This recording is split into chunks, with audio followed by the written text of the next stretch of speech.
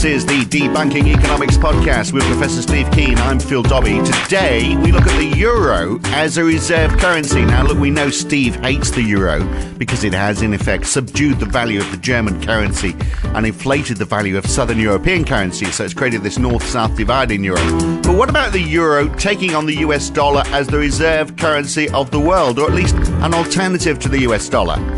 We'll look at that today on the Debunking Economics podcast. Now, earlier this year, just a few weeks ago, in fact, Jean Claude Juncker, President of the European Commission, indicated that he wanted the euro to be the reserve currency, rivaling the US dollar. So Europe paid for big imports like oil in euros, not in US dollars.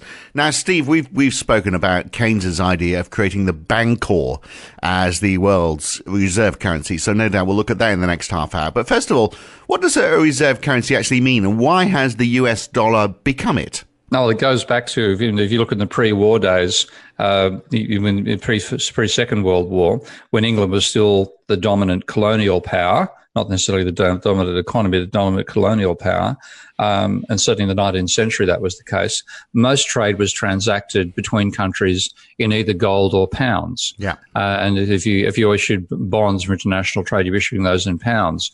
We go through the Second World War, of course, UK comes out as one of the winners, but its economy is devastated, and America is by far the dominant economy of the world. So we had to reorganize the system after the war. A large part of the pre-war system was the gold standard. So the pound was denominated in a certain amount of gold, and there were periods during wars they would break away from the gold standard. There was a huge slump in the UK when Churchill, I think it was, insisted that England go back onto the gold standard at the same ratio that applied before the war. That caused massive collapse in the economy, about 20% fall in GDP in the early 1920s. So in and out of the gold standard. Keynes was a rampant critic of the gold standard, saying money is not a commodity. We shouldn't be basing it on a commodity. We should be using money as a tool for harnessing and creating physical resources. So his proposal was what he called a bancor, and the bancor was to be a currency issued by what we'd now call the International Monetary Fund. He called it the International Clearing Union, and that would be proportional to the size of the economy. So if you imagine the US economy is, say, 10 times the size of the UK, it would get 10 times as many bancor.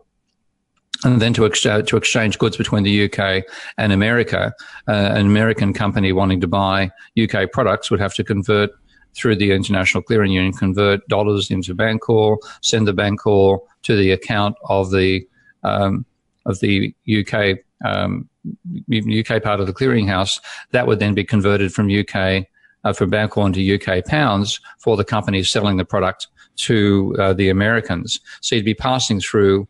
The intermediate step would be through a common currency called a bancor, rather than passing through individual currency. With fluctuating exchange rates still, though? Yeah, with fixed exchange rates, but with rules about how they can be changed. So if you go back to the Bretton Woods Agreement, we got everything except the bancor out of that proposal.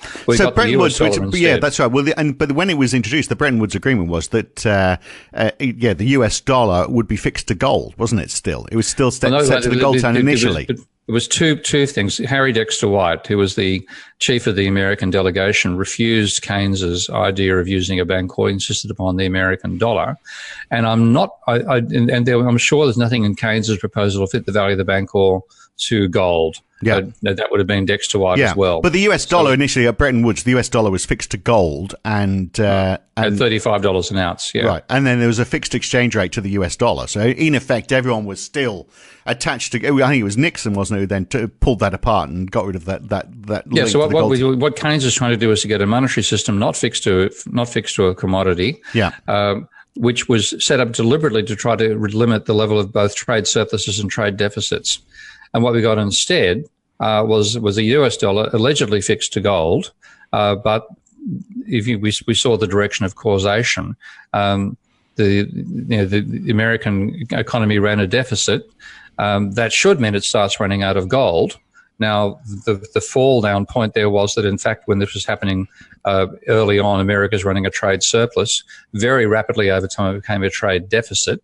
which was financing by issuing US dollars, they were accumulating in the country, the treasuries of countries running surpluses, which included France.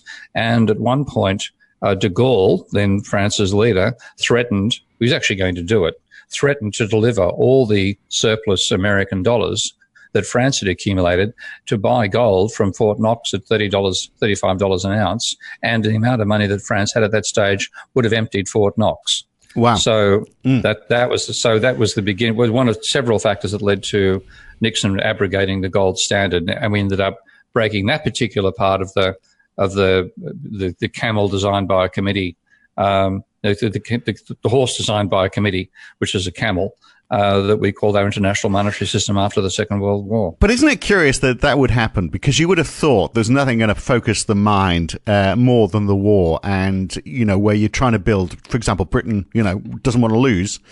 It needs to build more weapons, needs money to build those weapons, and money is constrained by gold. I mean, you'd say, well, this is just a crazy notion. We just need to build the stuff. We've got the resources. Let's do it. The idea that you have money constraining your ability to build stuff. So you would have thought that after the war, everyone would be going, well, clearly gold was a stupid idea. Yeah, but unfortunately, we continue coming back to this mythology that the money has always been gold, when in fact money has always been a form of credit. And gold was an attempt to limit that credit creation, and was mainly used in international exchanges. Nobody used gold internally to go and buy your morning newspaper, but it was used between countries to settle transactions in the pre-war period. And we keep on returning to what Keynes called this barbarous relic. Well, that is only the start of this conversation with Professor Steve Keen, looking at why the US became the world's reserve currency. And is it realistic? Has Jean Claude Juncker got a point that actually the euro could become the reserve currency that at least challenges the US dollar, so people at least have a choice in what world currency they deal in. But is if we're talking about Europe, is the euro the best answer? There might be an alternative. We explore that as well on the full version of this podcast. To hear the full version, you need to subscribe, and you can do that by going to debunkingeconomics.com and choosing one of the subscription plans on the right-hand side, or become a supporter of Steve Keen on Patreon. Go to patreon.com/Prof Steve Keen. Do that and provide $10 or more support to Steve's work each month, and you'll get access to this and all the other podcasts in this series. And this is episode 120. So there's a big back catalogue to work your way through. Hopefully you'll do that and join us again soon. I'm Phil Dobbie. Thanks for listening.